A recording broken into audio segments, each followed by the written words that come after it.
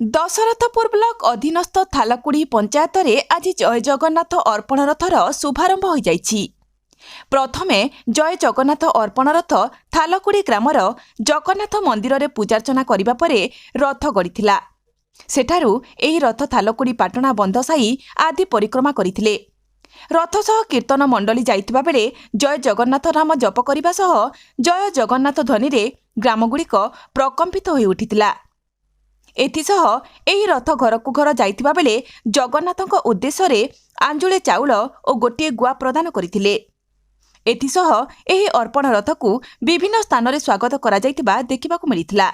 ଜୟ ଜଗନ୍ନାଥ ଅର୍ପଣ ରଥ ପରିକ୍ରମା କାର୍ଯ୍ୟକ୍ରମରେ ଥାଲକୁଡ଼ି ପଞ୍ଚାୟତ ସରପଞ୍ଚ ଗୀତାଞ୍ଜଳି ସେଠୀ, ମଙ୍ଗଳପୁର ଥାନା ଅଧିକାରିଣୀ ଚିନ୍ମୟୀ ସାହୁ ଓ ଥାଲକୁଡ଼ି ପଞ୍ଚାୟତର ଯୁବନେତା ଦୀପକ କୁମାର, ମନୋଜ କୁମାର ସେଠୀ, ରାଧାକାନ୍ତ ମଲ୍ଲିକ, ସୁଶାନ୍ତ ମଲ୍ଲିକ, ହିମାଂଶୁ ନାୟକ ପ୍ରମୁଖଙ୍କ ସମେତ ବହୁ ମହିଳା ସ୍ୱୟଂ ସହାୟିକା ଗୋଷ୍ଠୀର ସଭ୍ୟା ଶତାଧିକ ଜନସାଧାରଣମାନେ ସ୍ୱତଃପ୍ରବୃତ୍ତ ଭାବେ ସାମିଲ ହୋଇଥିବା ଦେଖିବାକୁ ମିଳିଥିଲା।